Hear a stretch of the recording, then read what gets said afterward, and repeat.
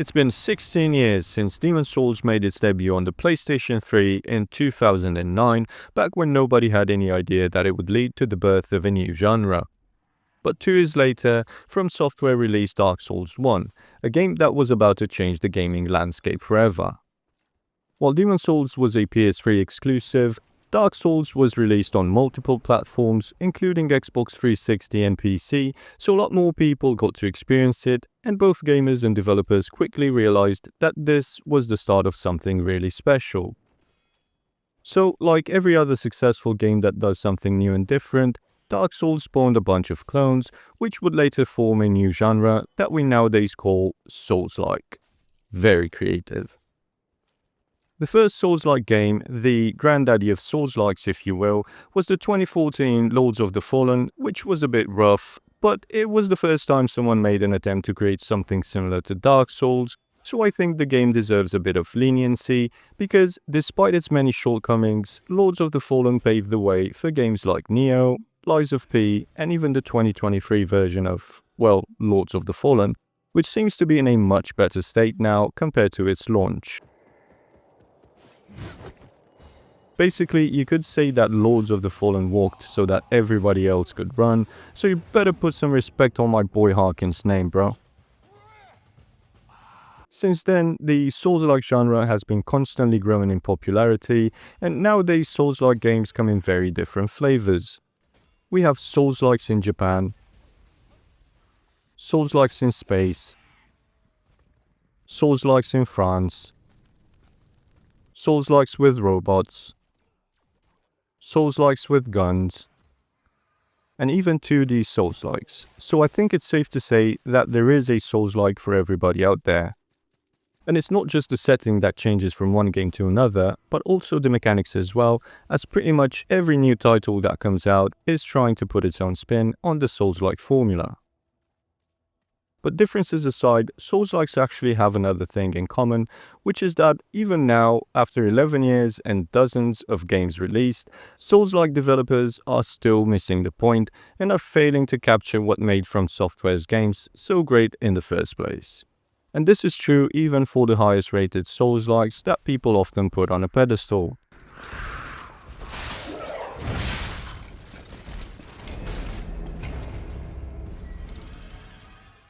The biggest problem with most Souls-like games nowadays is that they seem to fail in one of two key areas. It's either combat or level design and exploration, which are two of the hallmarks of the Soulsborne genre. From Software's games have always been a perfect blend of tight and precise combat and beautifully designed worlds with intricate level design and meaningful exploration. But Souls-likes usually take a different approach that splits From Software's game design philosophy in two different parts, which has essentially created two competing game design philosophies.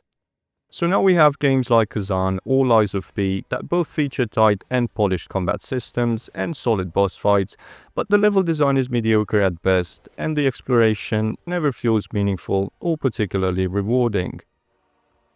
But then, there are games like Bleak Faith or Lords of the Fallen 2023 that take the opposite approach and features solid level design with great exploration, but the combat is a bit on the jankier side.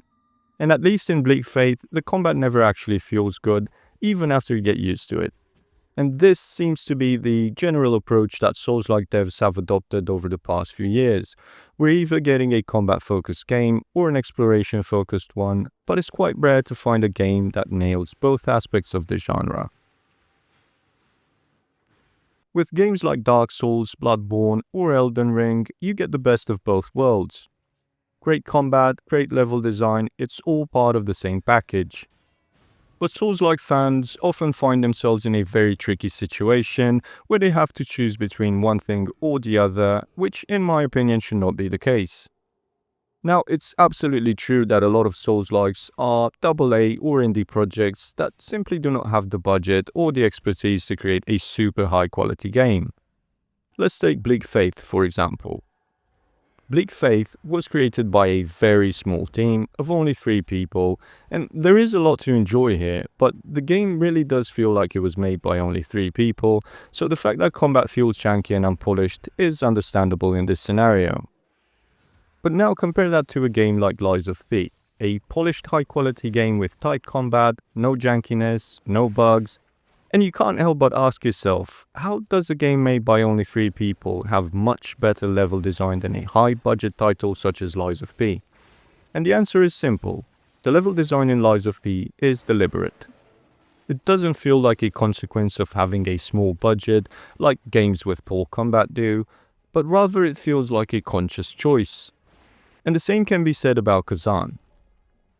These are not cheap low-budget games created by passionate amateurs. We're not talking about Dolmen or Hellpoint here. No, these are high-quality games where the devs made the conscious decision to focus on combat and disregard exploration. Again, it feels deliberate, and in contrast, low-budget games with janky combat often make you feel that they could have done more if they had a bigger budget to spend on development. Unfortunately, this duality of game design philosophy has also affected the Souls-like community, which is now split between combat bros and exploration bros, and this has led to countless arguments within the community about what a Souls-like is even supposed to be. It's not a secret that game genres change over time. Games adopt new features and new mechanics all the time in their attempts to keep the genre moving forward. But is this really the case for Souls-like games as well? Is this what the genre's path to evolution should look like, shedding one major game feature in favor of another? Because to me, it all seems so counterintuitive. The secret is in the name of the genre, Souls-like, which means games that are kind of like Dark Souls. So it's weird to see that over the past decade, no one has managed to match the level of From Software's quality, let alone surpass it. And on top of that, modern Souls-like seem to focus on doing less instead of more, and now they're getting praised for it. So is this a sign of things to come? I honestly don't know, and I think it's still a bit early to answer that question, but I do hope that future Souls-like devs will try to nail both aspects of the genre and create a truly complete Souls-like experience that rivals From Software's games.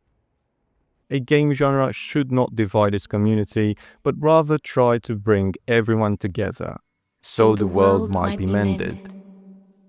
Thank you very much for watching, and I'll see you in the next video.